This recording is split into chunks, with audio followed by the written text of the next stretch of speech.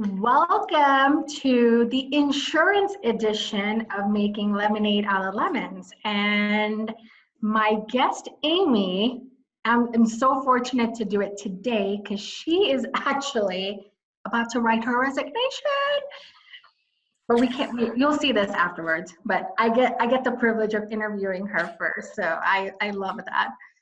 So Amy, Yes, ma'am. what I'm going to do is I'm going to ask you a few questions. So first is tell us a little bit about yourself and what's your business? So my business is Lead at Any Level, LLC. I work with organizations that want to build diverse leadership bench strength for a sustainable competitive advantage. And what that means is I have programs, I have books, I have all sorts of interactions and things that I can do to help companies identify their leaders and maybe those hidden leaders that they aren't looking at because they don't fit the mold of the traditional leader in the company, or to help inspire emerging and aspiring leaders so that they can step up into that space earlier and with more confidence. Oh, that's beautiful. Beautiful. Thank you. Tell us a little bit about your insurance background. So I spent, about the last 12 years in insurance. First as a contractor in an IT department, and then sort of working my way up through management ranks in a major carrier. And by the time this airs, recently left and to start my own company, which the company actually started in 2017. I have a couple books out, and I've done a lot of volunteer work within the insurance industry. So not just within my employer and their employee resource groups and that sort of thing, doing Minna's Allies work and mentoring in different spheres, but also with the CPCU Society, where I've been on the Diversity and Inclusion Committee for a couple of years now. And I've done a number of presentations at chapter events and at national events, Leadership Summit. I also do some work with the insurance nerds. I know you know Tony and Nick and Carly and some others. And so I've done a lot of work with them, and more to come on that soon. And I've also done some stuff with the Business Insurance Diversity and Inclusion Institute. So kind of have my feet a little bit everywhere. No, that's awesome. That's awesome. And we love the connection and love the amazing content. And I will be sharing a link to your website and the book that I'm currently reading, Network Beyond Bias. I know Rob said it once that it's life-changing. And yes, I will agree with that sentiment. It's Thank amazing. you so much. Amazing. It's an amazing book.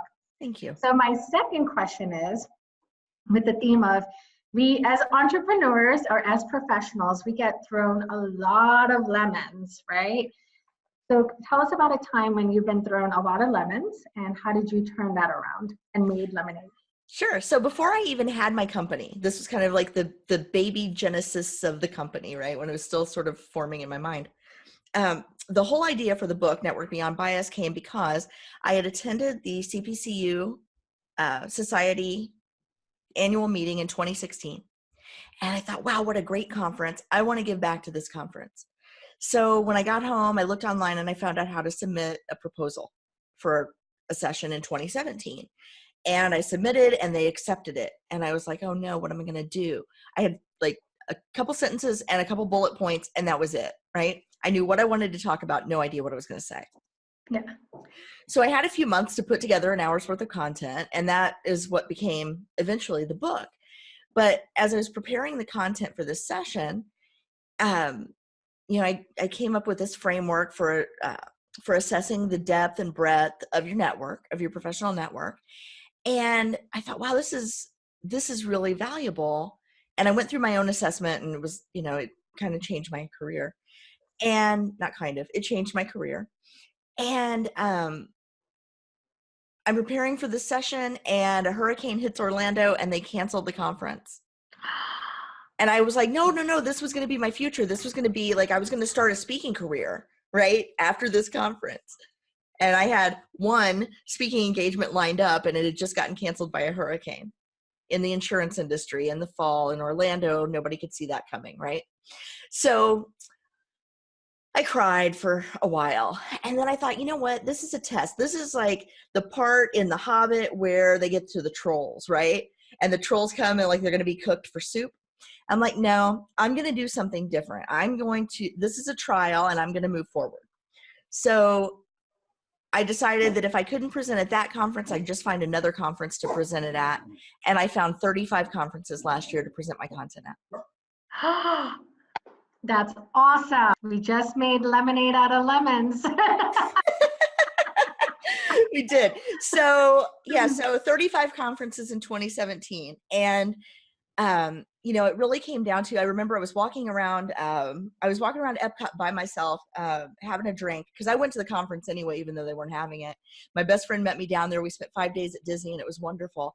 But I was on the phone with one of my mentors and he said, "What do you mean the conference was canceled? You've been looking forward to this for 9 months. I said, "Yeah, but it just forced me to sit down and think, how bad do I want this?"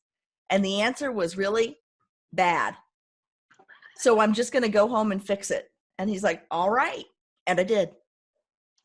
That's amazing. That's amazing. Amazing. So then final question is, what advice would you give to entrepreneurs, professionals that get stuck, and how do you, what advice would you give? Okay, so 2 things. 1, go connect with people who don't look like you. Over and over and over and over again, because you are going to learn so much from those people who didn't grow up where you grew up, don't work at the same company that you work at, didn't go to the same colleges, don't look like you, don't hang in the same circles. Like, find people as different from you as possible and learn from their perspectives.